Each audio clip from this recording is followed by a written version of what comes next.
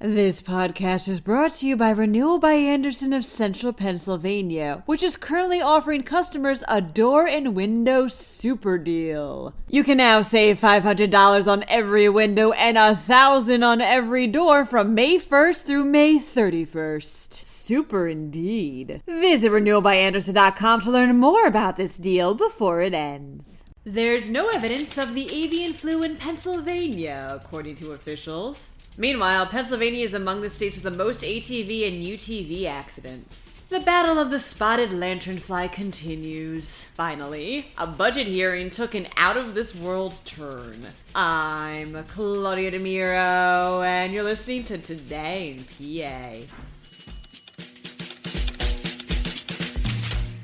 There's no evidence that the avian flu that has affected cattle elsewhere is present in Pennsylvania, reports the Tribune Review. And even if it does get here, experts are reassuring everyone that it won't affect the meat or milk supply and will most likely just cause something more like a cold to cattle. 36 herds in 9 states have been confirmed infected as of the recording of this episode.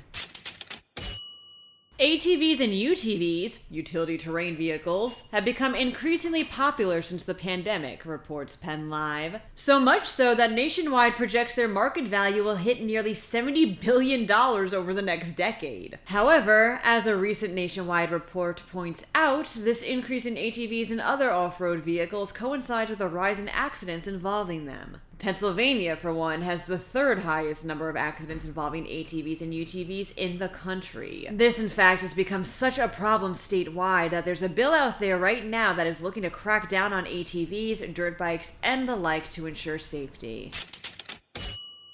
The spotted lanternfly has just about taken over almost all of Pennsylvania, states Axios Philadelphia. 6 counties were added to the quarantine zone in February, according to the state agriculture department, making the ratio 51 out of 67 counties total. Over $50 million has been funneled to fight the invasive species, which, in turn, is estimated to cost Pennsylvania hundreds of millions of dollars in damage due to the crops and just general plants they ruin. So go ahead and smash them, and their eggs, if you see them.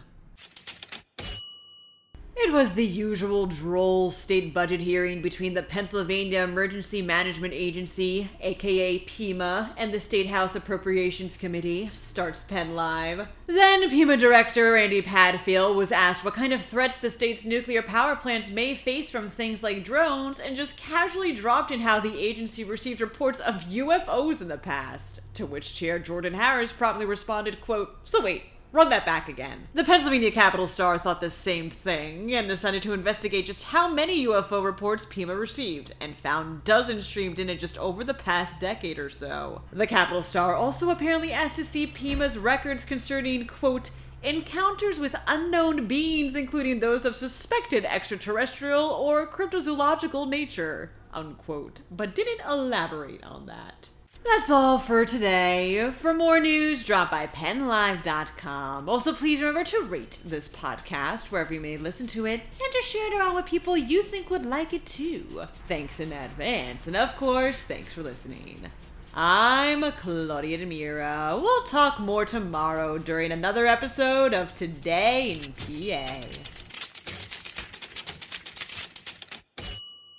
This podcast is brought to you by Renewal by Andersen of Central Pennsylvania, which is currently offering customers a door and window super deal. You can now save $500 on every window and $1,000 on every door from May 1st through May 31st. Super indeed. Visit renewalbyandersen.com to learn more about this deal before it ends.